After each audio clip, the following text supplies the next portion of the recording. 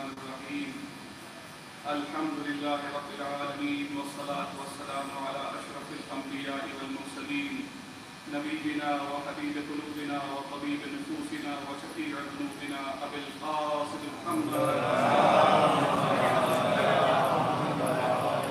والصلاة والسلام على الطيبين الطاهرين المعصومين والجنة للمطيعين والنار للعاصين أما بعد فقد قال امام علی بن الحسین زین العابدین علیہ السلام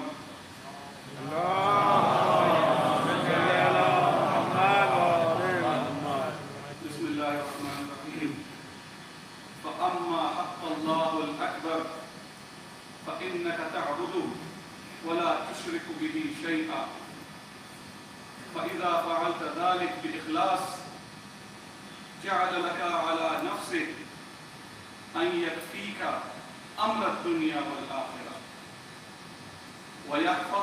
ويحفظ لك ما تحب منهما نار السلام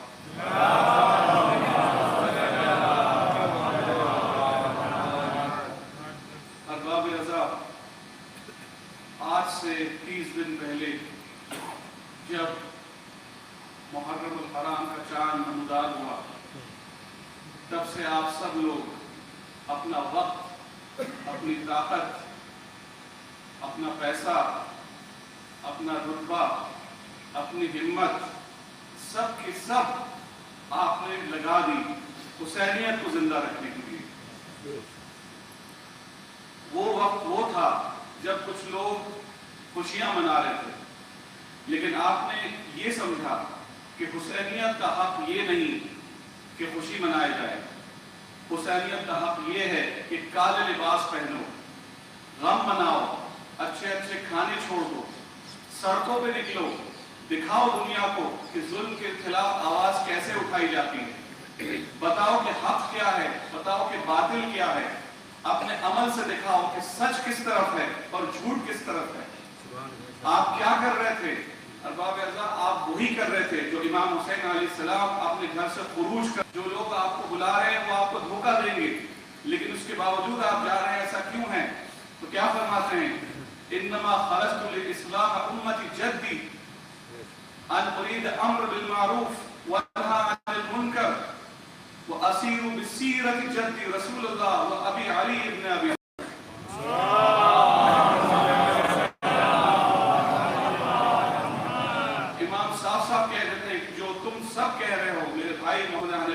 سب اس سے راضی ہوں، لیکن اس وقت میرے جد کی امت کو اصلاح کی ضرورت ہے۔ میں اس لیے نکل کے آیا ہوں، میں اس لیے اپنے گھر سے نکل کے آیا ہوں۔ میری امت کو امر بالمعروف چاہیے، اچھائی کی طرف دعوت چاہیے، سچ کی طرف دعوت چاہیے، نہیں عن المنکر چاہیے۔ جھوٹ بتانا ضروری ہے کہ اس وقت جھوٹ کس طرف ہے، ظلم کس طرف ہے، کفر کس طرف ہے۔ اور یہ قوم جو میری جد کی جو قوم ہے وہ اس راستے سے بھٹک گئی ہے، میں اس راستے پہ اسے لوٹ کے لانا چاہتا ہوں جس پہ میرے جد چلا کرتے تھے، جس پہ میرے ابی علی ابن ابی طالب چلا کرتے تھے۔ تو مبارک ہو میرے بھائیوں، یہ مہینہ مبارکباد کا نہیں ہے، لیکن مبارک ہو میرے بھائیوں کہ آپ نے اسی طرح سے ایک مہینہ گزارا ہے جیسا کہ امام حسین علیہ السلام چاہتے تھے۔ آپ نے امر بالمعروف بھی کیا، آپ نے امر معروف کر کے لوگوں کو بتایا کہ سچ کس طرف ہے اور ظلم کی طرف آواز کیسے اٹھائی جاتی ہے۔ آپ نے نہیں عن المنکر کر کے دکھایا، آپ نے جھوٹ کو بتایا کہ یہ جھوٹ ہے اور سچ کیا ہے وہ سچ ہے، اور آپ نے اصلاح کی کہ بتایا کہ جب ظلم اپنی حد سے بڑھ جائے تو سڑک پہ آ کے اس کو بتانا ضروری ہوتا ہے۔ گھر پہ بیٹھ کے کمنٹری کرنے سے کچھ نہیں ہوتا، سڑک پہ اتر کے آنا پڑتا ہے، دوسروں کی اپنی نیند گوانی پڑتی ہے، تب جا کے لوگوں کو سمجھ میں آتا ہے کہ حق کیا ہے اور باطل کیا ہے۔ میں آپ کو کیا مبارکباد دوں؟ قرآن مجید میں خداوند عالم سورہ آل عمران میں فرماتا ہے کنتم خیر امۃ قد اخرجت للناس تأمرون بالمعروف وتنہون عن المنکر وتؤمنون باللہ۔ اللہ فرماتا ہے کہ تم خیر الامت ہو، تم امت خیر ہو۔ کیوں ہو امت خیر؟ کیونکہ تم دوسروں کو سچ کی طرف دعوت دیتے ہو، تم برائی سے روکتے ہو، اور اس کے عوض میں اللہ نے تمہیں کیا دیا؟ تمہیں ایمان کی دولت عطا کر دی۔ اب مبارک ہو میرے بھائیوں آپ سب لوگوں نے اس بات کا ثبوت دیا ہے کہ بھلے ہی دنیا آپ کے خلاف ہو، بھلے ہی لوگ آپ کے خلاف کمنٹریز کریں، بھلے ہی آپ کے خلاف کچھ بھی کہیں، لیکن آپ سڑکوں پہ اتر کے آپ بتائیں گے کہ امام حسین علیہ السلام کا راستہ صحیح تھا، وہ حسینیت کا کیا حق ہے وہ آپ پورا کریں گے۔ نعرہ صلوات۔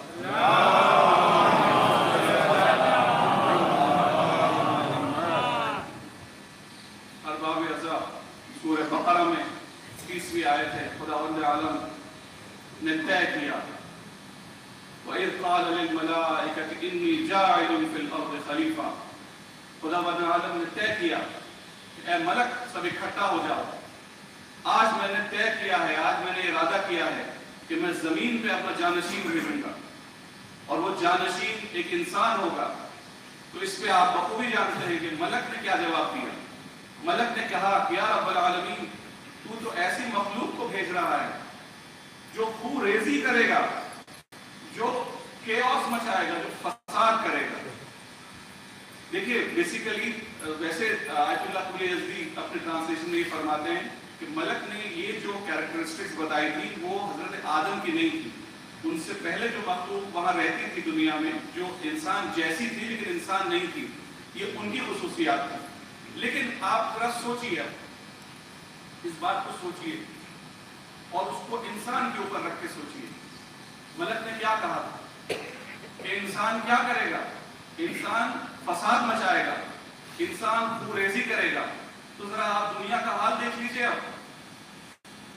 آپ دنیا کا حال دیکھ لیجئے، فلسطین میں کیا بربریت دکھائی جا رہی ہے، کیسے انوسنٹ بچے، بوڑھے، عورتیں، مرد ختم کیے جا رہے ہیں، کیسے ہسپتال منہدم کیے جا رہے ہیں، کیسے اسکول ختم کر دیے جا رہے ہیں۔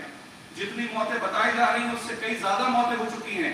آپ پاکستان میں دیکھ لیجئے، عمان میں دیکھ لیجئے، لیبیا میں دیکھ لیجئے، افغانستان میں دیکھ لیجئے، سیریا میں دیکھ لیجئے، میانمار میں دیکھ لیجئے، آپ سوڈان میں دیکھ لیجئے۔ آپ کو شاید آپ نے غور نہ کیا ہو، سوڈان میں اس وقت 1 کروڑ لوگ اپنے گھروں سے بے گھر ہو چکے ہیں۔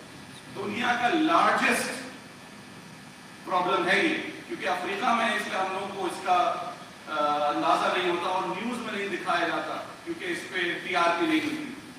1 کروڑ لوگ اپنے گھروں سے بے گھر ہیں، اور وہ آپ کے مسلمان، ہمارے آپ کے مسلمان بھائی ہیں۔ پورے گاؤں ہیں جس میں مرد ہو گئے، صرف اور صرف عورتیں اور بچے رہ گئے ہیں، کھانے کو ترس رہے ہیں، مٹی کھا رہے ہیں، یہ حالات ہیں ان کی۔ اب یہ آپ سوچیے کہ ملک نے جب یہ کہا تو کیا غلط کہا۔ لیکن میں اس میں اپنا تھوڑی سی میری ریسرچ ہے، میں ایک پوائنٹ یہاں رکھنا چاہتا ہوں۔ دیکھیے ملک نے 2 باتیں کی، اس نے کہا کہ انسان خوریزی کرے گا، اور اس نے کہا کہ انسان فساد مچائے گا۔ تو سننے میں تو یہ دونوں چیز الگ لگتی ہیں، لیکن بیسیکلی یہ دونوں ایک ہی چیز ہے۔ ملک بیسیکلی یہاں پہ ہیومن رائٹس کی بات کر رہے تھے۔ ملک یہ کہہ رہے تھے کہ انسان حقوق کو پامال کرے گا، انسان دوسرے کی حق تلفی کرے گا اور ان کے حقوق پہ پورا نہیں اترے گا۔ یہ جو آج آپ ہیومن رائٹس کا ہنگامہ سنتے ہیں، ویسٹ سے کہ مشرق کہتا ہے کہ صاحب the rest of the world is backward، اور یہاں کا ہیومن رائٹ ریکارڈ بہت خراب ہے، اور سارا ہیومن رائٹس ہم ہی نے بتایا دنیا کو۔ آپ بتائیے ان کو کہ آپ کو تو 1948 میں پتہ چلا تھا کہ ہیومن رائٹس کیا ہیں۔ قرآن مجید میں تو ملک نے اللہ خدا سبحانہ و تعالیٰ سے پہلی بات کر لی تھی ہیومن رائٹس کی۔ بھائی ہیومن رائٹس کیا ہیں؟ آپ آج سمجھیے، ایک انسان کو جینے کا مار دیتے ہیں، ان کو اتنی عقل ہی نہیں، لیکن یہی کام نہیں کرے گا، کیونکہ انسان کو اتنی سمجھ ہے کہ کسی کے حق کو پامال نہیں کرنا ہے۔ تو دا رائٹ ٹو لائف کا حق، ایک حلال کمائی کمانے کا حق، امن و چین سے جینے کا حق، ایک فیملی بنانے کا حق، بچے پیدا کرنے کا حق، زندہ رہنے کا حق، یہی سارے حقوق ہیں انسان کے۔ اور یہ سارے حقوق انسانوں کو یہ بات بہت دیر میں سمجھ میں آئی کہ ان حقوق کا کیا کرنا ہے۔ آئیے کنٹمپریری ہسٹری کی طرف چلتے ہیں، یہ دیکھتے ہیں کہ آخر یہ جو ہیومن رائٹس کا جو بول بالا ہے یہ ایکچولی شروع کیسے ہوا اور اس کا نتیجہ کیا نکلا۔ ہسٹری میں سب سے پہلے جو کہا جاتا ہے، دیکھیے یہ بھی ایک میں دیکھیے بزرگوں کے لیے تو میں بہت چھوٹا ہوں، میں ان کو کوئی ان کے دل میں اضافہ کر سکتا، میں اپنے بھائیوں کو ایڈریس کرتا ہوں یہاں۔ دیکھیے جب ہسٹری آپ کے دشمن کے ہاتھ میں ہوگی تو ہسٹری میں وہ اپنے ہی سائڈ لکھے گا. جب آپ کے ہاتھ میں طاقت نہیں ہوگی تب آپ کی ہسٹری کبھی نہیں بتائی جائے گی. ہسٹری میں کیا لکھا ہے کہ for the very first time history میں جو ہیومن رائٹس کا تذکرہ ہوا ہے وہ ایئر 539 بی سی میں ہے. 540 سال پہلے حضرت عیسیٰ کی پیدائش سے پہلے سائرس جو پرشین کنگ تھا, اب آج کل ایران کہتے ہیں اس کو, اس کا جو ڈومینین تھا وہ بہت بڑا تھا, پورا پاکستان سے لے کے پورا آگے تک ڈومینین تھا اس کا. اس نے بیبیلون ایک شہر ہے عراق میں, آج 100 کلومیٹر بغداد سے کی دوری پہ ہے, وہ بیبیلون کو پہ قبضہ کیا اور قبضہ کر کے جو وہاں پہ یہودی تھے ان سب کو آزاد کر دیا. اور صرف آزادی نہیں کیا, جیروسلم میں جو ان کا ٹیمپل تھا جو منہدم ہو گیا تھا اس کو بنوا دیا. اس لیے جوز نے اس کو سائرس دی گریٹ کا ٹائٹل دے دیا. لیکن یہ کہنا بتانا بھول گئے کہ سائرس دی گریٹ بننے میں اس نے بیبیلون میں ہر ایک انسان کو ختم کر دیا. بیبیلون میں کوئی مکان نہیں چھوڑا اس نے. سب نے زائون میں ان کو جانے کی اجازت دے دی. جو لفظ زائنسٹ ہے دیکھیں وہ یہیں سے آتا ہے. ایک زائون شہر تھا اسرائیل اس وقت کے فلسطین میں جہاں پہ سارے جوز چلے گئے تھے جب سائرس نے ان کو آزادی دے دی. اسی لفظ زائنسٹ ہے. ایک طرف اچھا وہ مشہور اس لیے کہ اس نے سب کو آزاد کر دیا اور اس نے یہ کہا کہ ہر مذہب کو فالو کرنے کی آزادی ہونی چاہیے اور سارے جو ہیں وہ برابر ہیں. لیکن میں سوال یہی کرتا ہوں, اگر نسلیں سب برابر تھی اور سب کو آزادی تھی تو جب لوگ سرنڈر کرتے ہیں تو ان کا 1215 میں عیسوی 1215 میں میگنا کارٹا نام کا ایک ہیومن رائٹس کا ایک لا بنا تھا. وہ کیا تھا, اس وقت دو کنگز تھے, ولیم 3 اور میری 2, یہ دونوں مل کے رول کرتے تھے. ان کی خاصیت کیا تھی, یہ کسی کا مکان ضبط کر لیتے تھے, کسی کی جان لے لیتے تھے, کسی کے گھر میں گھس جاتے تھے, کسی کی بیوی کو اٹھا لیتے تھے, کچھ بھی کر لیتے تھے. تو ان کے پاورز کو کم کرنے کے لیے کرسچن چرچ نے میگنا کارٹا ایجاد کیا جس کے ذریعے سے ان کی طاقتیں کم ہو جائیں اور یہ بنا جسٹس کے یہ نہ کر پائیں. لیکن اس کے لیے بھی کیا ہوا, آج جو انگلش جو پارلیمنٹری لا ہے ادا کیا جن کے اوپر لاگو ہوتا تھا. آگے چلیے 1789 میں فرینچ اسمبلی نے ایک law of declaration of citizens and human beings نکالا جس میں خوب بڑی اچھی باتیں تھیں کہ ہر آدمی آزاد پیدا ہوا ہے, ہر آدمی آزاد ہے اپنا مذہب فالو کرنے کے لیے, ہر آدمی آزاد ہے. لیکن تاریخ گواہ ہے کہ نیپولین بوناپارٹ جو اس کے بعد آیا اس نے کہا ضرور کہ میں اس پورے لا کو مانتا ہوں اور اس کو اور بہتر کر کے اس نے کوڈ نیپولین بنا دیا. لیکن تاریخ گواہ ہے کہ اس نے اس کا ہر آرٹیکل کا اولنگھن کیا, ہر آرٹیکل کو اس نے 10 دن میں پھینک دیا, اس کو نہیں فالو کیا.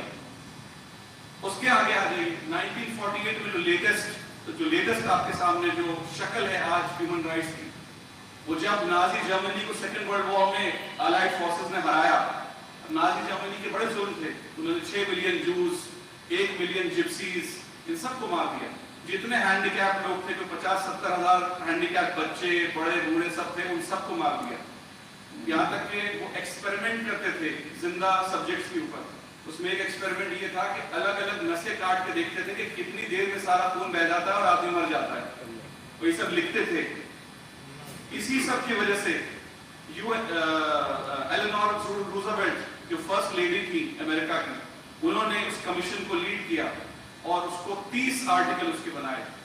آج جو آپ کے سامنے جو ہیومن رائٹس کی جتنی گفتگو ہوتی ہے وہ ساری گفتگو universal declaration of human rights کے تحت ہوتی ہے اور وہ ان 30 آرٹیکلز پہ مشتمل ہے. اب مجھے بتائیے احباب اعزاز, 1948 میں یہ ڈکلریشن ایسا بن گیا جس کا ایک ہنگامہ تھا, ہے نا, اس کی تعریفوں کے پل لوگ باندھے جا رہے تھے. ہاں میں ایک چیز اور کہہ دوں, ہندوستان کا بھی کنٹریبیوشن ہے اس میں. اس میں ہنسا مہتا نام کی ایک آئی ایس آفیسر تھی, اس نے اس میں ایڈیشن یہ کرایا کہ مرد اور عورت برابر. وہ بھی ایک ہنگامے کا وشے بن گیا تھا کہ مرد اور عورت برابر کیسے ہو سکتے ہیں, لیکن ہنسا مہتا نے کہا تو وہ ایڈ کر دیا گیا. اب آپ یہ دیکھیے کہ 1948 میں یہ رول بن گیا. کس نے بنایا اس کمیشن کو؟ امریکنز نے لیڈ کیا تھا. لیکن آپ تاریخ کے پنے اٹھا کے دیکھ لیجئے وہ کون سا آرٹیکل ہے اس میں جس کا خود اس کو خود پامال امریکہ نے نہیں کیا ہے. کون سا کانٹیننٹ بچا ہے اس دنیا میں جہاں پہ ان کے برے اثرات نہیں ملتے آپ کو؟ اب مجھے یہ بتائیے، سائرس دا گریٹ ہو گئے، انہوں نے نہیں، لوگوں نے نہیں مانا، پھر حقوق پامال ہوئے. فرینچ ریولوشن آیا، وہ پوریزی بھی، وہ حق تلفی بھی کہ تاریخ گواہ ہے. یونیورسل ڈکلریشن ہیومن رائٹس آیا، کیا ہوا؟ اتنی جنگیں ہوئی ہر کنٹری میں، آپ حالات دیکھ ہی رہے ہیں. آخر اس میں پرابلم کیا ہے؟ دیکھیے اس بات کو سمجھیے، ایک چیز تھیوری ہوتی ہے، ایک چیز پریکٹیکل ہوتی ہے. جو بچے فزکس پڑھتے ہیں وہ جانتے ہیں، جب ہم ان کو کلاس میں کوئی گریویٹیشن کا فارمولا سکھاتے ہیں تو پھر فوراً ہی ان کو جا کے لیب میں پریکٹیکل دکھاتے ہیں کہ کیسے وہ ہوا کرتا ہے. کہ صرف بات بڑی کرنے سے کچھ نہیں ہوتا، عمل کر کے دکھانا پڑتا ہے. اگر اپنی ہی بات پہ آپ عمل نہیں کر رہے ہیں تو آپ جھوٹ بول رہے ہیں، آپ فساد کریٹ کر رہے ہیں، آپ پریزی کر رہے ہیں. اور میں یہاں تک کہہ سکتا ہوں کہ دیکھیے، میں نے سے پہلے کہا تھا کیا فرق ہوتا ہے ہیومن رائٹس کو فالو کرنے والے میں اور نہ فالو کرنے والے میں. یہی فرق ہوتا ہے انسان میں اور جانور میں. جو انسان دوسروں کے حقوق کی حفاظت کرتا ہے وہی انسان ہے، اور جو دوسرے حقوق کو پامال کرتا ہے وہ جانور ہے.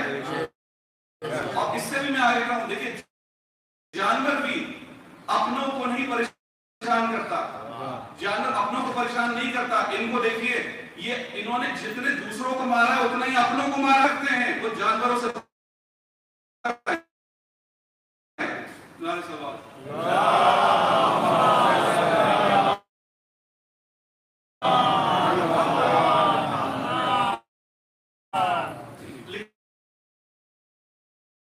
ملک نے جائز کوسچن اٹھایا کہ یا رب العالمین تو ایسے انسان کو کیوں بنا کے بھیج رہا ہے زمین پر جو دوسروں کے حق تلفی کرے گا، جو دوسروں کے حقوق کو پامال کرے گا. تو دیکھیے خداوند عالم کیا کہتا ہے، انی اعلم ما لا تعلمون، مجھے وہ معلوم ہے جو تمہیں نہیں معلوم. اور اسی کے بعد فوراً آیت کہتی ہے وَعَلَّمَ الْآدَمَ الْأَسْمَاءَ كُلَّهَا، اور ہم نے حضرت آدم کو سارے نام سکھا دیے. اور اس کے بعد ملک سے پوچھا ہے ملک ان ہستیوں کے نام تو بتاؤ. تو ملک پریشان ہو گئے، سبحانک لا علم لنا الا ما علمتنا انک انت العلیم الحکیم. یا رب العالمین ہم تو ثنا ہے تیری لیکن ہمارے پاس وہی علم ہے. تو حضرت آدم علیہ السلام کی طرف سے بولنے کی کوشش کرتا ہوں. حضرت خداوند عالم حضرت آدم سے کہا کہ اے آدم ان کو بتاؤ ان ہستیوں کے کیا نام ہیں. حضرت آدم فرماتے ہیں اے ملک تو یہی کہتا تھا نا کہ یہ جو انسان ہے زمین پہ حق تلفی کرے گا، خون ریزی کرے گا، کیوس مچائے گا. تو دیکھو میں کس کو دکھا رہا ہوں، یہ ہے خیر البشر، یہ ہے احمد ہے، یہ وہ شخص ہے جس نے اپنی زندگی میں کسی کے حق تلفی تو کیا کرتا، یہ رحمت للعالمین ہے. اس کا خداوند عالم کی طرف پہلے رحم آتا ہے، اس کے بعد غضب آتا ہے. اور اس کا ثبوت ہے اور میرے بھائیوں، اس کا ثبوت آپ کبھی بھی کسی کو چیلنج کر کے آپ کہہ دیجیے. فتح مکہ کا ایگزامپل ہیومن رائٹس کی ہسٹری میں سب سے اچھا ایگزامپل ہے اسلام. خداوند عالم نے مسلمانوں کو اتنی طاقت دی کہ 10,000 کا لشکر تھا رسول خدا کے پاس. 10,000 کا لشکر لے کے رسول خدا داخل ہوتے، اس شہر میں داخل ہوتے ہیں جہاں سے ان کو جلا وطن کیا تھا، جہاں سے ان کے حضرت ابو طالب، ان کی بیگم جناب خدیجہ ختم ہو گئی تھی ان کے ظلم کی وجہ سے. انہیں کتنا مالی طریقے سے پریشان کیا، ان کے گھر والوں کو کتنا پریشان کیا. لیکن وہ سب اور اتنا پریشان کیا کہ ان کو اپنا گھر چھوڑنا پڑا، گھر چھوڑ کے ہجرت کی انہوں نے. اور اتنی طاقت ہونے کے بعد رسول خدا کیا کہتے ہیں، ایمنسٹی فار ایوری ون. جو ابو سفیان کے گھر میں داخل ہو گیا اس کو کوئی ہارم نہیں کرے گا، جو ان کے گھر میں داخل ہو گیا اس کو کوئی کچھ نہیں کرے گا. کسی کی موت نہیں ہوئی، کسی کے اوپر تلوار نہیں اٹھائی گئی. آپ سمجھیے پورا بنی امیہ اکٹھا تھا اس وقت وہاں. سمجھ جائیے اس بات کو. رسول خدا کو صرف ایک اشارہ کرنا تھا. انصار تو تیار تھے اس بات کی، آج ہم کسی کو نہیں چھوڑیں گے، آج ہم 10,000 کا لشکر لے کے آئے ہیں. لیکن انہیں کیا معلوم تھا کہ وہ اس رسول کے ساتھ چل رہے تھے جو رحمت للعالمین ہے، جو اتنا جس کا رحم ایسا ہے کہ وہ ہرگز تلفی نہیں کر سکتا. پھر جناب آدم کہتے ہیں کہ دیکھو تم کہتے تھے نا کہ لوگ انسان جو ہے وہ حق تلفی کرے گا، دیکھو یہ دوسرے ہستی کو، اس کا نام المرتضی ہے، یہ پریزڈ ہے، اس کا نام علی ہے، یہ اعلیٰ ہے۔ کیوں ہے اعلیٰ؟ جنگ صفین کا مارکا دیکھ لیجئے، جب جنگ صفین میں دشمن نے قبضہ کیا عثمانی کے اوپر، مولا علیہ السلام نے آرڈر دیا کہ جاؤ اس پہ قبضہ کرو۔ جب وہ قبضہ کرتے ہیں، آپ یہ دیکھیے دشمن دیکھیے، احباب اعلیٰ دشمن کا کانفیڈنس دیکھیے، وہ یہ کہتا ہے کہ پانی چلے جاؤ میرے بھائیوں، سب جاؤ پانی پی لو، علی کا قبضہ ہے پانی کے اوپر۔ وہ انسانی حقوق کی ہمیشہ حفاظت کرتا ہے، کبھی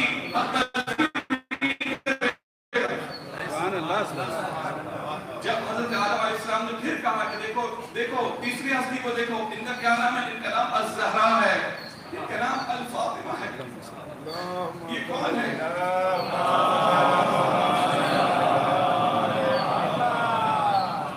انہوں نے اپنی پوری زندگی میں جتنے ان کے غلام ان کے ساتھ کام کیا کرتے تھے، اتنا ہی یہ محنت کیا کرتے تھے۔ انہوں نے وہ انجام، آپ خود سوچئے، آپ جو شادی شدہ میرے سب لوگ ہیں یہاں پہ، انصاف سے بتائیے کہ کیا ہم کہہ سکتے ہیں کہ ہماری بیوی نے بیوی ہونے کا حق ادا کیا؟ یہ بہت مشکل کام ہے۔ اسی طرح ہم نہیں کہہ سکتے کہ ہم نے شوہر ہونے کا حق ادا کیا، لیکن مولا علی نے کہا، کسی کم ہستی نے نہیں کہا، مولا علی کہہ رہے ہیں کہ جناب فاطمہ نے بیوی ہونے کا حق ادا کر دیا۔ بہت بڑی بات ہے اللہ تعالیٰ، بہت بڑی بات ہے۔ تیسری ہستی کو کہتے ہیں کہ یہ کون ہے؟ یہ الحسن ہے۔ یہ مشہور ہے اس کے لیے کہ جب یہ دسترخوان بچھایا کریں گے، لوگ اس پہ کھایا کریں گے، یہ بنا مسکرائے کسی سے بات نہیں کریں گے، یہ دوسروں کے جو لون ہے وہ ادا کر دیا کریں گے، اور یہ ایک صلح حسن ہوگی ان کے نام سے۔ اس صلح میں انہوں نے حق کو کس طرح سے بچایا ہے، مسلمان کے حق کو بچایا ہے، اسلام کے حق کو بچایا ہے، اپنے حق کو بچایا ہے۔ اس کو کہتے ہیں حق کو بچانا، حق تلفی نہیں۔ پھر کہتے ہیں یہ ہستی کون ہے؟ یہ الحسین ہے، یہ وہ ہے جو اپنی گردن کٹا دے گا، اپنے خاندان کو گردن کٹوا دے گا، اپنی گھر کی بیٹیوں اور بیویوں کو تیار ہو جائے گا کہ وہ رسوا ہوں۔ کیوں؟ تاکہ اللہ کا حق بچا رہے۔ اور اس لیے آغاز میری نخوب کا حقہ ہے کہ لا الہ اس حسین، کہ لا الہ کے حق اگر کسی نے نبھایا ہو تو امام حسین علیہ السلام نے نبھایا۔ نعرہ صلوات۔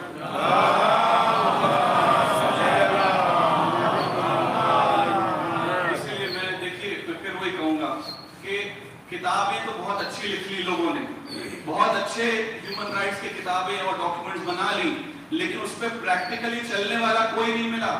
دیکھیے کوئی ایک شخص تھا جس نے کہا تھا کہ ہمارے لیے کتاب اللہ کافی ہے۔ اب آپ بتائیے اگر کتاب اللہ کافی تھی تو آج مسلمان اس پریشان حال میں کیوں ہیں؟ اس پریشان حال میں اسی لیے ہیں کیونکہ یونائٹڈ نہیں ہیں۔ میں اپنے بھائیوں کو بلاتا ہوں کہ آپ یونائٹ ہوئیے اس ہستی کے اوپر جس میں کوئی تضاد نہیں ہے، رسول خدا محمد مصطفیٰ صلی اللہ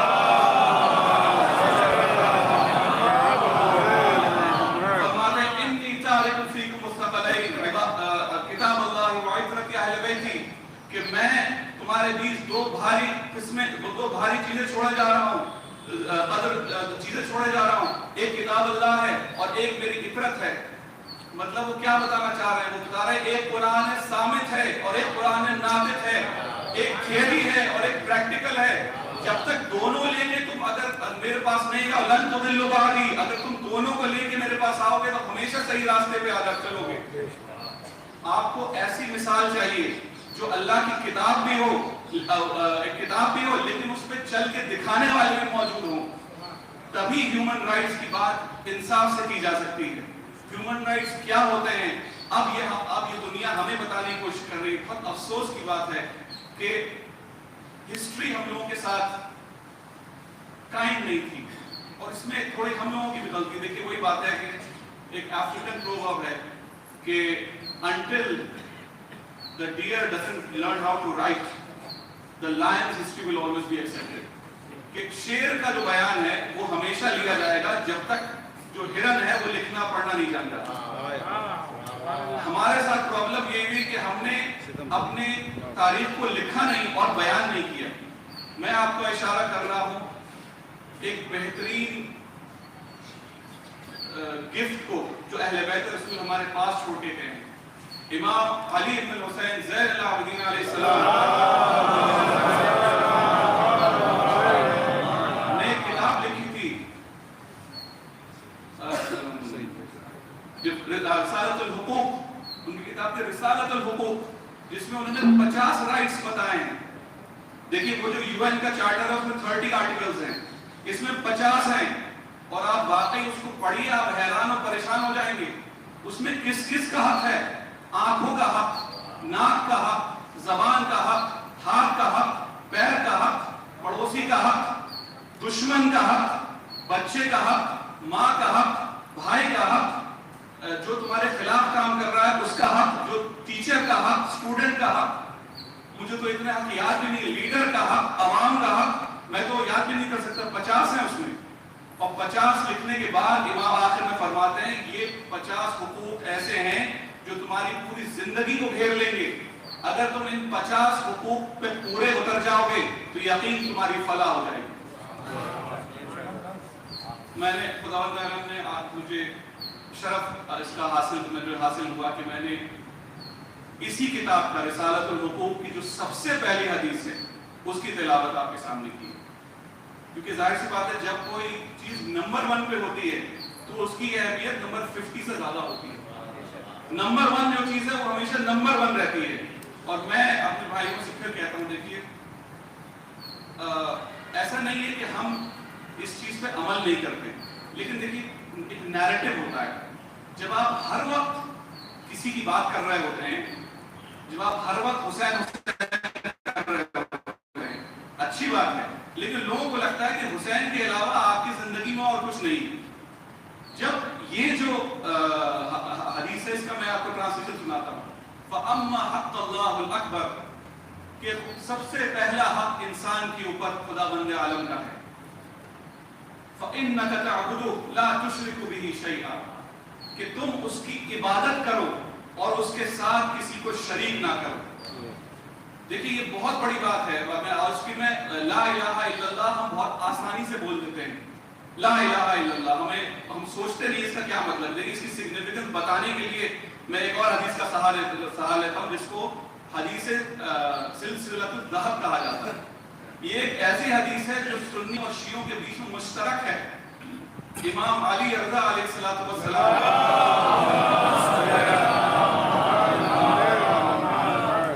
جب نیشاپور پہنچے، ہارون رشید نے ان کو بلایا تھا بیسیکلی ہاؤس اریسٹ میں رکھنے کے لیے. جب ان کو گرفتار کر کے بلوایا تھا تو ایران کے راستے میں جب وہ نیشاپور پہنچے تب وہاں بہت لوگ اکٹھا ہو گئے اور بہت سکولرز اکٹھا ہو. کہا جاتا ہے کہ تقریباً کتنے ہزاروں کی تعداد میں قلم اور پیپر تھے صرف اس لیے کہ ہم ایک حدیث سن لیں. اب پریشانی یہ تھی کہ وہ کیونکہ گرفتار تھے تو جو گارڈز تھے ان کو انسٹرکشن یہ تھا کہ ان کو زیادہ بولنے مت دینا، ان کو تقریر مت کرنے دینا. دیکھیں یہی ہے ٹریجڈی اہل بیت رسول کی. آپ لوگ جو سڑکوں پہ نکل کے ماتم کرتے ہیں یہ اسی کا ماتم کرتے ہیں دنیا کو بتانے کے لیے کہ رسول خدا تو ثقلین کہہ گئے تھے، لیکن آپ نے کیا ان کے ساتھ؟ ان کو جیل میں رکھا، ان کو بولنے نہیں دیا. اب آپ دیکھیں مولا کے پاس بہت کم ٹائم تھا بولنے کے لیے، بس پردہ ہٹا، لوگوں کو دیدار ہوا اور لوگوں نے کہا کہ مولا جاتے جاتے ایک اپنے جد کی حدیث ہمیں سنا چاہیے.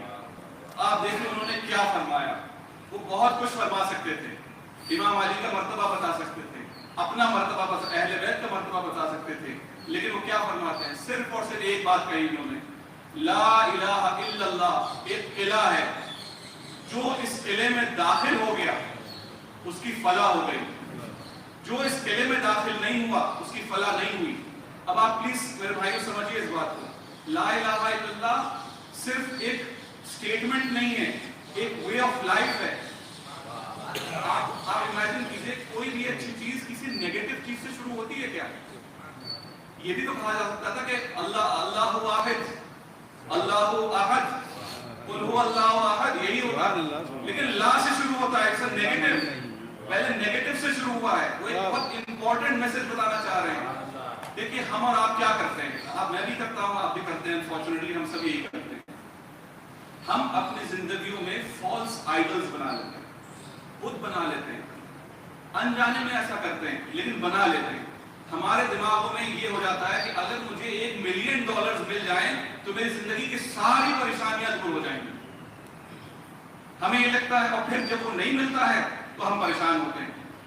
ہمیں یہ لگتا ہے کہ صاحب اگر یہ جو زمین کا پلاٹ ہے یہ ہمیں مل جائے تو ہمارے مکان کی پرابلم سالو ہو جائے گی.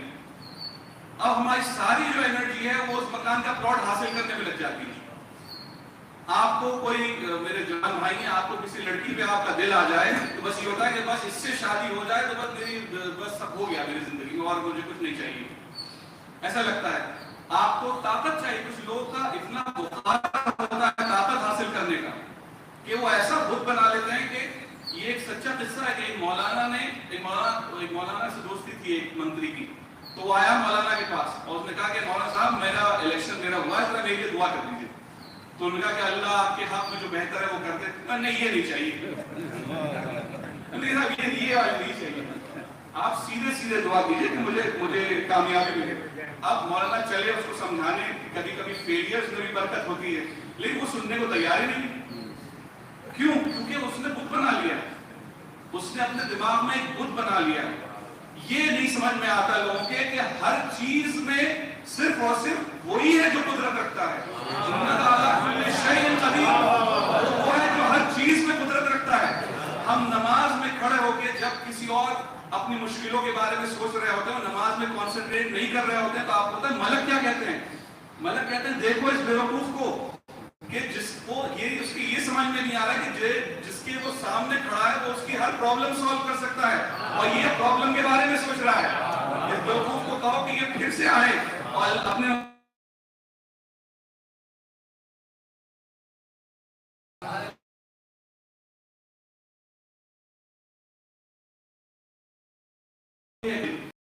اور اپنے سارے افیئرز توکل کیجئے, اپنے سارے افیئرز اللہ سبحانہ و تعالیٰ کے ہاتھ میں دے دیجئے, کیونکہ وہی بہتر ہے.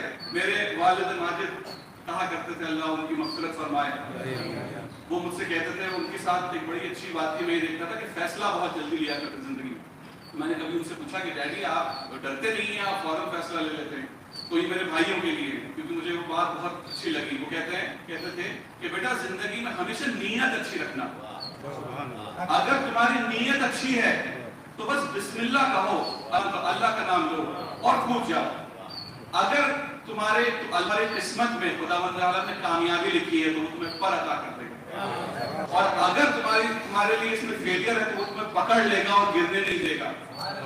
اسی لیے ہمیشہ نیت اچھی رکھیے, اللہ کا نام لیجیے اور کود جائیے, اور پریشان مت ہوئیے کہ آگے کیا ہوگا, اس کا انجام کیا ہوگا. ہم یہ ایگزام دے رہے ہیں, ہمارا سلیکشن نہیں ہوگا تو کیا ہوگا, یہ آپ کے ہاتھ میں نہیں ہے. جو چیز آپ کے ہاتھ میں نہیں ہے اس کے لیے آپ پریشان کیوں ہیں؟ ایک صحیح ہے, why worry when you can pray. پریشانی کیوں ہے جب آپ دعا کر سکتے ہیں. وَإِذَا سَأَلَكَ عِبَادِي عَنِّي فَإِنِّي قَرِيبٌ أُجِيبُ دَعْوَةَ الدَّاعِ إِذَا دَعَانِ فَلْيَسْتَجِيبُوا لِي وَلْيُؤْمِنُوا بِي لَعَلَّهُمْ يَرْشُدُونَ. خداوند تعالیٰ کہتا ہے کہ میرے بندوں سے کہہ دو کہ جب یہ مجھے پکارتے ہیں تو میں ان کے بہت قریب ہوتا ہوں, ان کی شہرت ابر الورید سے قریب ہوتا ہوں, اور میں ان کی ہر بات سنتا ہوں. ان سے بس یہ کہو کہ مجھ پہ ایمان لے کے آئیں اور مجھے مہلت دے, جب وقت ہوگا تو ان کو وہ چیز عطا ہو جائے گی. ادعونی استجب لکم, مجھے پکارو میں تمہیں جواب دوں گا. بتائیے ارباب حضرات وہ کون سا شہنشاہ ہے جس کے سامنے پہنچنے کے لیے آپ کو صرف ایک وضو کرنا ہے, ایک چٹائی بچھانی ہے اور تو 2 رکعت نماز پڑھنی ہے. کوئین ایلزابتھ چارلس سے آپ ملنے چلے جائیے, آپ کو پتا کتنے مشکل ہوگی اس سے ملنے کے لیے, لیکن اس شہنشاہ دو جہاں کو دیکھیے کہ صرف وضو کرنا ہے اور جانماز پہ بیٹھنا ہے اور اپنی دعا اس کے سامنے پیش کرنی ہے.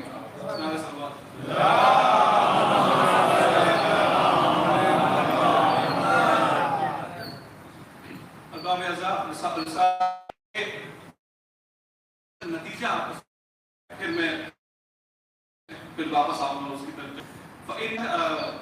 وَأَمَّا حَقَّ اللَّهُ الْأَكْبَرُ, اللہ کا سب سے پہلا حق ہے آپ کے اوپر. فَإِنَّكَ تَعْبُدُهُ وَلَا تُشْرِكُ بِهِ شَيْئًا, کہ خداوند عالم کی عبادت کرو اور اس کے ساتھ کسی کو شامل نہ کرو. فَإِذَا فَعَلْتَ ذَلِكَ بِإِخْلَاصٍ, اگر تم نے یہ عمل اخلاص کے ساتھ کیا, دیکھیں یہ بھی شرط ہے, خلوص ہونا چاہیے عبادت میں, دکھاوا نہیں ہونا چاہیے ارباب حضرات. اور میں اس کے دیکھیں آپ کو ایک مثال دیتا ہوں. میں ابھی پچھلے 1 مہینے یہاں نہیں تھا، میں دبئی گیا ہوا تھا اپنی والدہ کے صحت کے سلسلے میں. تو وہاں میرا ارادہ تھا جب میں وہاں گیا کہ وہاں میں محرم میں حصہ لوں گا اور جو مجالس ہوں گی اس میں جاؤں گا اور اٹینڈ کروں گا. لیکن اسی وقت عمان میں جو مسجد میں جو حملہ ہوا تھا اس کے بعد انہوں نے بین لگا دیا اور ساری مجلسیں بند ہو گئی. یہاں تک کہ یہ بھی ہو گیا کہ لوگ جو گھروں میں مجلس کیا کرتے تھے ان کے نیبرز کمپلین کر دیتے تھے کہ یہاں مجلس ہو رہی ہے. تو لوگوں نے اس بار وہاں کوئی مجلس نہیں کی. تو میں جو یہاں پہ مشکل سے 3-4 مجلسیں پڑھتا تھا مجھے اب وہاں ایک اشرا پڑھنا پڑ گیا. میں نے اپنے گھر میں جس میں اپنی بیوی، اپنا میرا بچہ، میرے بھائی اور میری بہن سب یہ اکٹھا تھے اور ہم نے مجلس عطا کی، ختم حسین منایا. یہ بتانے کے لیے میں نے یہی بتایا کہ دیکھیے تعداد سے کبھی کچھ نہیں ہوتا. عبادت اگر تھوڑی بھی ہو تو اللہ کو قبول ہے. اس میں والیوم سے کچھ نہیں ہوتا. عبادت میں خلوص ہونا ضروری ہے بس. تو یہ ضروری نہیں ہے کہ جب تک آپ ایک مجلس میں پریشر کوکر نہیں بانٹیں گے وہ مجلس قبول نہیں ہوگی. ایسا نہیں ہے، ایسا نہیں ہے. مجلس امام حسین علیہ السلام کا غم ہے اور حسینیت کا پرچم لہرانے کے لیے ہے. وہ 3 لوگوں سے بھی ہو سکتی ہے، وہ 2 لوگوں سے بھی ہو سکتی ہے. صرف نیت ہونی چاہیے انسان کے پاس.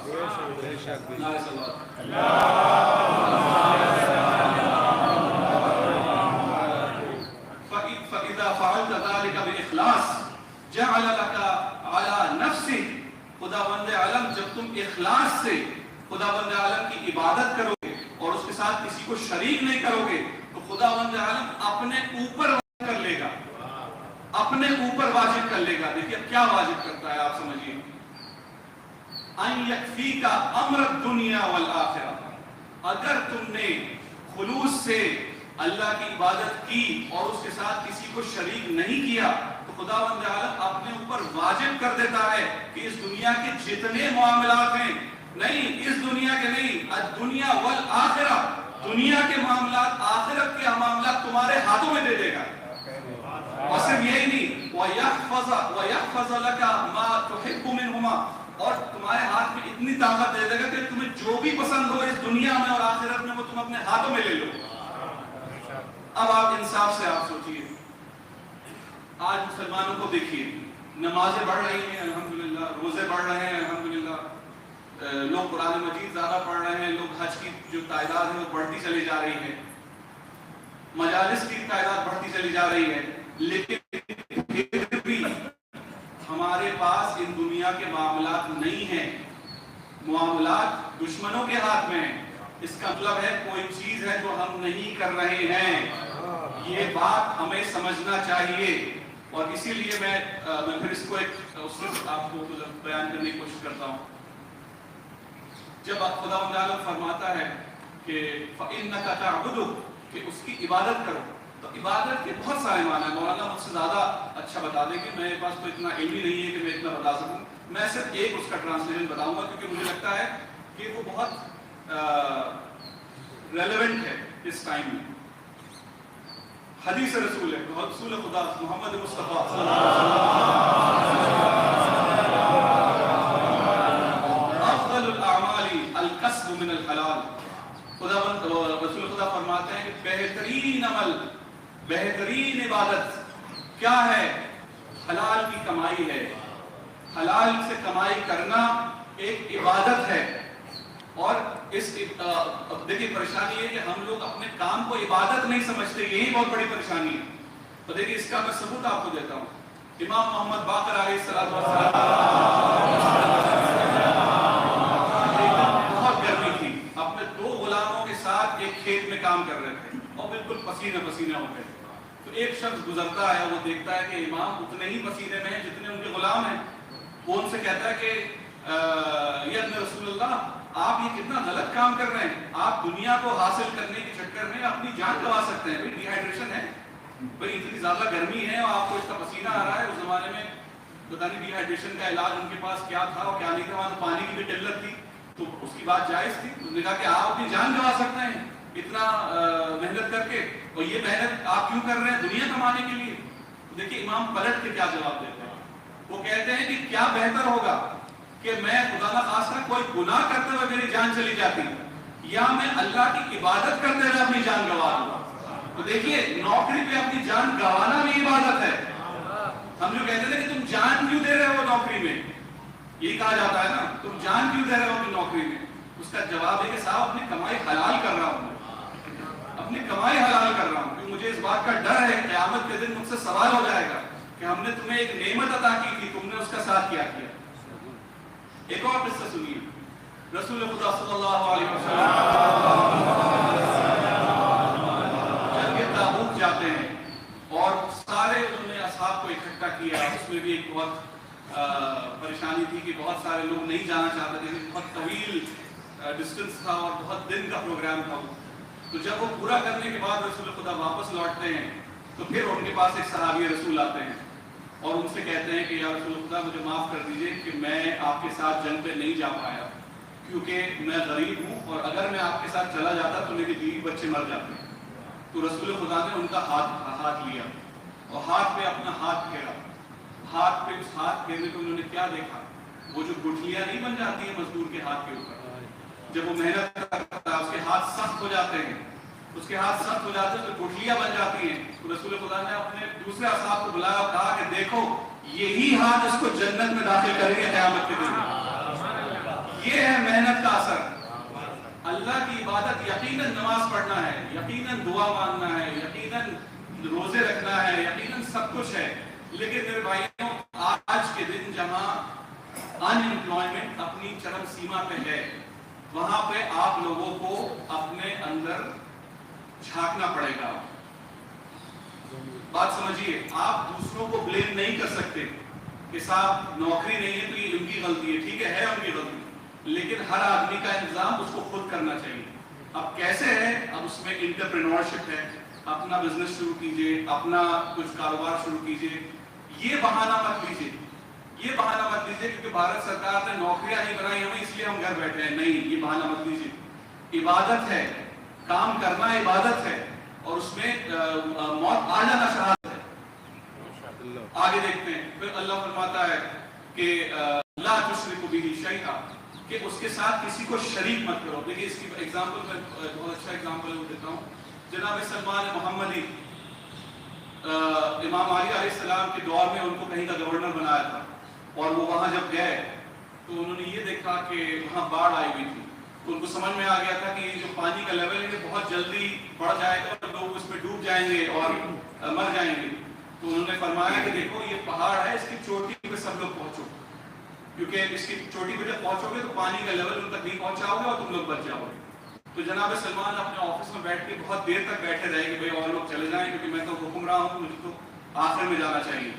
اور جب بہت دیر ہو گئی، جب انہوں نے دیکھا کہ پانی کا لیول ان کو نظر آنے لگا، تب وہ اپنا ایک دمبا اور ایک چٹائی اور ایک لوٹا لے کے اس دمبے پہ چڑھے اور انہوں نے چلنا شروع کیا۔ اب جیسے جیسے اس پہاڑ کو چڑھ رہے ہیں تو انہوں نے ادھر ادھر دیکھا ہے، یہاں تک کہ وہ پہنچ گئے، پریشان ہو گئے کہ کیسے پہنچا نہیں، کیا لوگوں کو پتہ نہیں چلا؟ میں نے تو خود جا کے تقریر کی تھی باہر، میں نے تو خود لوگوں کو بھیجا تھا 10 لوگوں کو کہ جا کے بتاؤ انہیں کہ بھائی تم لوگ ہلاک ہو جاؤ گے، جلدی سے اونچائی پہ آؤ۔ لیکن پھر کیا دیکھتے ہیں غور سے؟ انہوں نے یہ دیکھا کہ لوگ قطار میں پیچھے تھے اپنے اثاثے کی وجہ سے، جس کے پاس جتنا اثاثہ تھا وہ اتنا ہی پیچھے تھا، اور یہ جو صرف ایک لوٹا اور چٹائی اور دمبا لے کے تھے یہ سب سے آگے تھے۔ دیکھیے یہ ایک بہت امپورٹنٹ میسج ہے یہاں، اسیٹزم، ریاضت، ایک وہ اسیٹزم کہا جاتا ہے سمپل لیونگ۔ اسلام جو ہے سمپل لیونگ سکھاتا ہے۔ اچھا پیسہ نہ کمائیے، ضرور کمائیے، آپ یہ نہیں کہ اچھی گاڑی نہ چلائیے، بالکل اچھی گاڑی چلائیے، اچھے گھر لیجیے، اچھے لباس پہنیے، لیکن حلال کی کمائی سے۔ Owning property is not a sin. When the property owns you, that is a sin. جب وہ آپ کی جو پراپرٹی ہے وہ اتنی آپ کے لیے امپورٹنٹ ہو جائے کہ آپ اپنی جان گنوانے کے لیے تیار ہو جائیں، بس یہی شرک ہے۔ اسی لیے آپ اون کیجئے پراپرٹی کو، پراپرٹی آپ کو اون نہیں کرنی چاہیے، کسی چیز سے اتنا اٹیچمنٹ ہو جائے کہ آپ اپنی جان دینے کو تیار ہو جائیں۔ اور بابا صاحب یہ اس حدیث، میں نے یہ حدیث اس لیے آپ کے سامنے بیان کی کہ دیکھیں آج ہم مسلمان پیچھے ہیں، ہمارے ہاتھ میں معاملات نہیں ہیں، آخرت کو تو میں نہیں بول سکتا، دنیا کے تو ہمارے سامنے نہیں ہے، اور اس کی ایک وجہ ہمیں مل گئی۔ رسالۃ الحقوق میں سب سے پہلی حدیث ہونے کی کوئی سگنیفیکنس ہے، کہ ہم اس پر غور و فکر نہیں کرتے. غور و فکر کریں اور انشاءاللہ ہم سب کامیاب ہوں گے. نعرہ صلوات.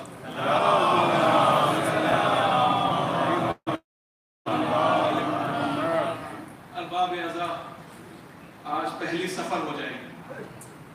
پہلی سفر وہ دن ہے جب اہل بیت رسول دماسکس میں قدم رکھتا ہے. لیکن قدم بھی کیسے رکھتا ہے ارباب اعضاء؟ 3 دن تک سب کو، امام زین العابدین کو گلے میں طوق، پیروں میں لنگر، اور اتنا لمبا سفر کاٹنے کے بعد ساری عورتیں بلا مخنا و چادر اور ایسے اونٹوں پہ جن پہ سیڈلز بھی نہیں تھی، ان کو 3 دن تک دماسکس کے دمشق کے باہر کھڑا کیا گیا. کیوں؟ تاکہ اس کو سجایا جائے، اس کو سجایا جائے. اس کو اتنا سجایا 3 دن بعد جب ان کو اندر آنے کی اجازت ملی تو 5000 لوگ ڈھولے اور تاشے لے کے، نئے نئے کپڑے لے کے ایک دوسرے کو مٹھائیاں بانٹتے ہوئے نظر آئے. اور کیا دیکھتے ہیں کہ اونٹ پہ اونٹ آ رہا ہے، نیزے ہیں جن کے اوپر سر حسین ہے، حضرت عباس ہے، علی اصغر ہے، قاسم ہے، سب کے سر نیزوں پہ ہیں. اور رسول خدا کا خاندان، رسول خدا کی عورتیں بے مرتبہ اور چادر ان اونٹوں پہ سوار ہیں. اور جب جناب ابن کلثوم بلاتی ہے شمر کو کہ اے شمر ان سروں کو ہمارے پاس سے ہٹا لے کہ شاید لوگوں کا جو کنسنٹریشن ہے وہ ان سروں پہ چلا جائے، لوگ ہماری طرف نہ دیکھیں. لیکن ملعون کو دیکھیے، وہ اس کو وہی چھوڑ دیتا ہے، وہ اس کو وہی چھوڑ دیتا ہے. لوگ کیا کیا بولتے ہیں. ایک بزرگ آدمی آ کے امام زین العابدین سے کہتا ہے کہ اللہ نے تمہیں ہرایا، اللہ کا شکر ہے کہ اللہ نے تمہیں مار دیا، تمہارے باپ کو مار دیا، تمہارے بچوں کو سب کو مار دیا، اللہ نے یہ کیا. تو امام زین العابدین اس سے کیا کہتے ہیں، ایک بزرگ آدمی، کہ تم قرآن مجید پڑھتے ہو؟ قرآن مجید پڑھتے ہو؟ پڑھتا ہوں. تو کیا اللہ نے نہیں کہا قال قل لا اسألكم علیہ اجرا الا المودۃ فی القربى؟ یہ آیت نہیں تم نے پڑھی، اس میں قربت ہم ہی ہیں.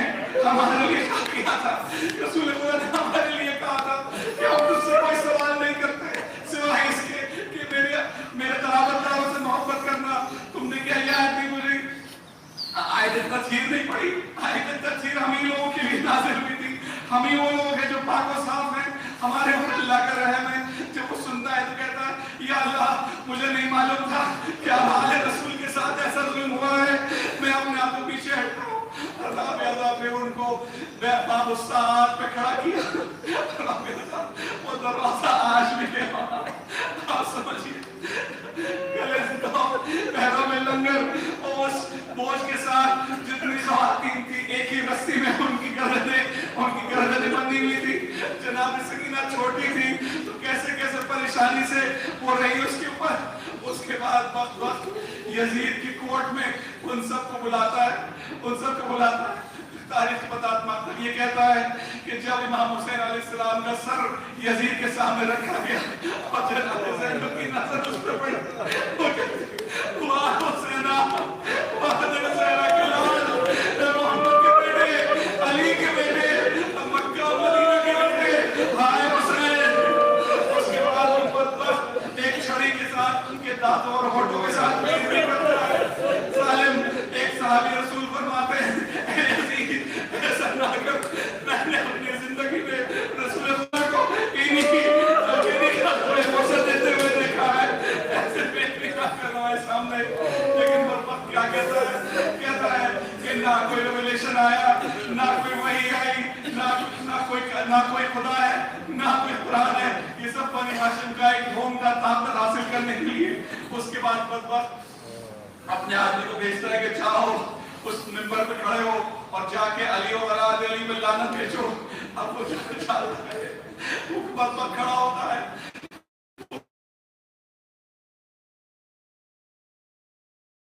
اس میں امام کے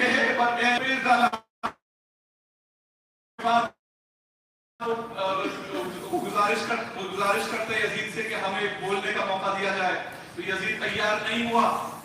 لوگ کہنے لگے کہ ارے اب تو یہ ہار چکے ہیں، یہ اگر بولیں گے تو کیا ہو جائے گا، ان کے بولنے سے کیا ہوگا. تو یزید کیا کہہ رہا ہے تمہیں کیا معلوم نہیں ان بنی ہاشم کا بچہ ہے، یہ بنی ہاشم کی عورتوں کے دودھ میں حکمت ہوتی ہے، یہ بولنا شروع کرے گا تو سب کا سب کے دل پہ اثر ہو جائے گا، لیکن پھر ان کو موقع دیتے ہیں، امام چڑھتے ہیں منبر کے اوپر اور امام اپنی تاریخ بتاتے ہیں، میں علی ابن الحسین ہوں، میں محمد کا بیٹا ہوں، میں علی کا بیٹا ہوں، میں جعفر طیار میرے چچا تھے، جناب فاطمہ زہرا میری مادر گرامی تھی، کس کے خاندان میں میرے گھرانے میں نبوت آئی، میرے خاندان میں امامت آئی.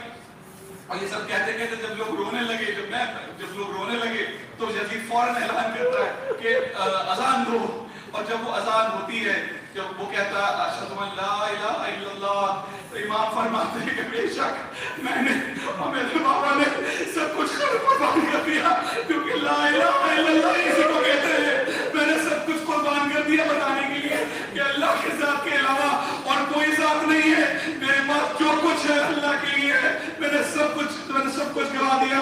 اور اس کے بعد جب وہ کہتا ہے اشہد ان محمد رسول اللہ، امام کہتے ہیں رک جا اے شخص رک جا، اے یزید یہ بتا یہ کس کا نام لے رہے ہیں، یہ تیرے دادا کا نام لے رہے ہیں یا میرے نانا کا نام لے رہے ہیں.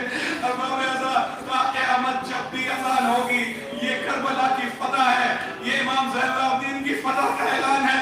امام حسین تب بھی کامیاب تھے، آج بھی کامیاب ہے. اللہم لعن حضرت الحسین واصحابہ، اللہم لعن حضرت الحسین، اللہم لعن حضرت الحسین واصحابہ.